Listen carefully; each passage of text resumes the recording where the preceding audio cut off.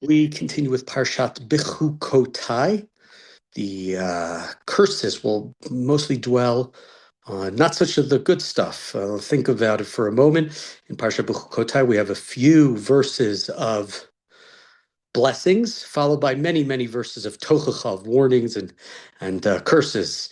And I think it's a lesson, to all of us, is to think about what are we concentrating? Are we concentrating on the curses? Are we concentrating on the blessings in our life?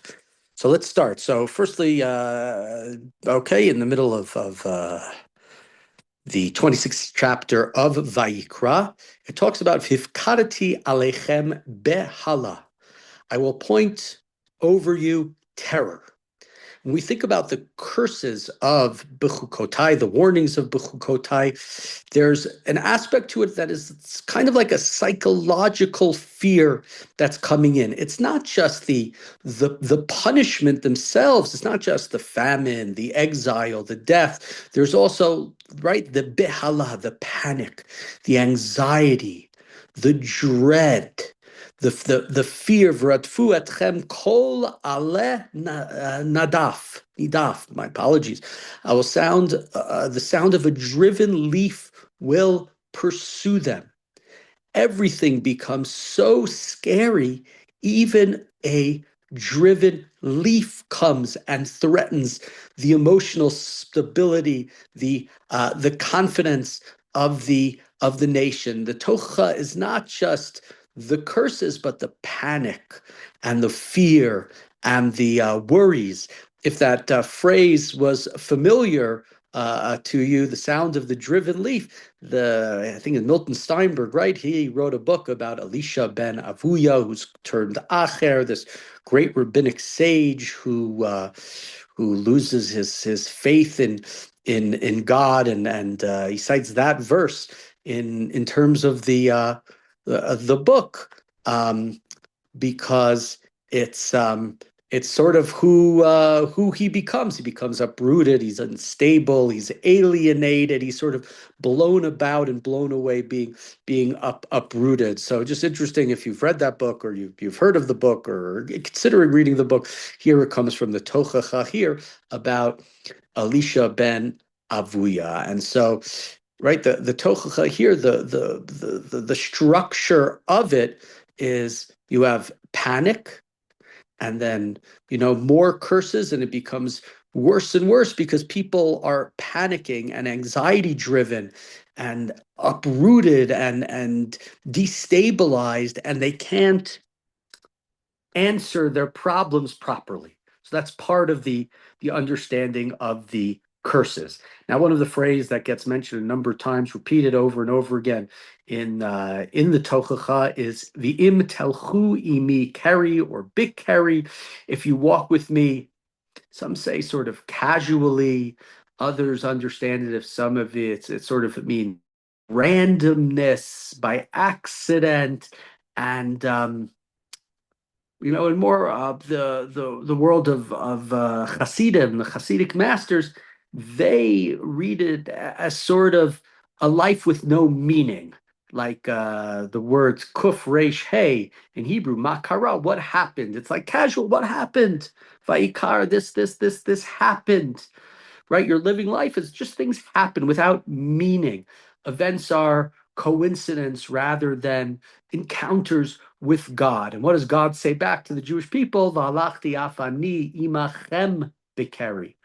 If you refuse to see meaning in reality, if you are sort of numb and remain cold and everything is random and hostile, that's the way I am going to interact with you. And sort of the Hasidic masters, generally when they looked at verses like this and this, right, it's not that it's external vengeance, but it's the experience of divine hiddenness created by our numbness, our randomness, our coldness, our lack of trying to see something similar, like we talked about yesterday. If we walk with God in Bechukotai telechu, then God says, "Valachti b'tochachem," I will walk with you. Here we're bekeri.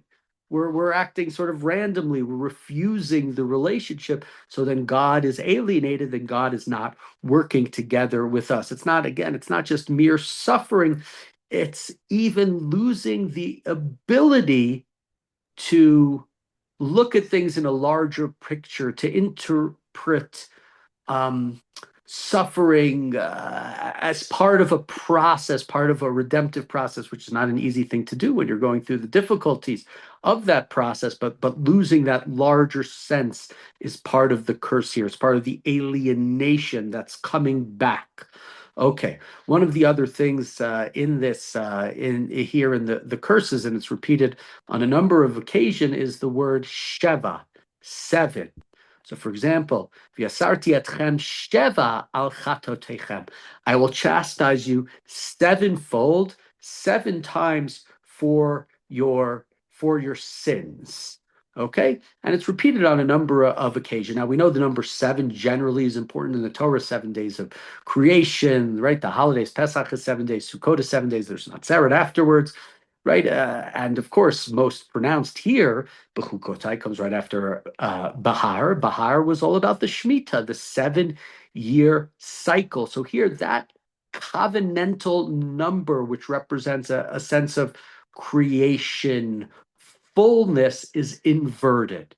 The same structure that normally produces blessings, God's kindness, the creation of the world, and rest, it now produces disintegration. It's being destroyed. And right, if we think about it, what's going on here? We have collapse of the agriculture and the curses. We have military defeat. We have wild animals. We have plagues and sieges, and finally we have exile. And the curses, they unfold almost like an unraveling, if you want to put it, of the world, of the creation story. Okay, is sort of one way of understanding the curses, and specifically with that Sheva of creation or Sheva of Shemitah, that's supposed to bring us back to a natural cycle in the years. There's some scholars who pointed out that in many ancient Near Eastern other cultures, there are these patterns of of curses in the Hittite and Assyrian and other places. We have similar patterns of, right, if the king the treaties between a king and his subordinates oftentimes has a structure in a similar way. And if you listen to God, you'll have blessings and curses if you have rebellions, and the curses sort of escalate in a similar way, threatening disease and famine and military defeat and death and destruction during sieges, and finally, exile. So we have a sort of a similar notion um, here as well. But here it's not with the king, it's with God. It comes back something I think we said, I can't remember, it was that God in the Torah doesn't compete with other gods because there's no other gods. The other gods aren't real, but God competes in things. God defeats Paro. Paro is God's competition. The other Balak is God's competition. So God sort of inverts and changes what is oftentimes presented as things that are done by kings in the Torah. And this has to do again with the Sheva, the unraveling. We're supposed to have the seventh is a year where we bring the is a year where of the sort of the social aspect, right? We allow the people who financially are not doing well. We relieve the debts. They go back to their land. The slaves go free. Everything is available for everybody. It ensures that there won't be have-nots that can never be pulled up from that condition and that situation. If we don't keep that, we're all going to become the have-nots. Our world, our creation, our civilization is going to be destroyed. And that's that Sheva al Chatotechem, amongst the, right, the seven for your sins will come back. Okay, something here as well. Let's try to end with something that's a little bit more hopeful. after all of the curses and all the psychological problems, and we won't be able to fix it, and we will be uprooted. There is at least something good, and this comes later on in the chapters in Parak Chavav Pasuk Mem Daled. God says, "Lo ma'astim velo ga'altim lechalotam." Right? Even with all of this destruction that's happening and the uprootedness and the fear and the famines and the God says, I will not reject you, nor will I destroy you completely. The consolation appears within the tochacha itself.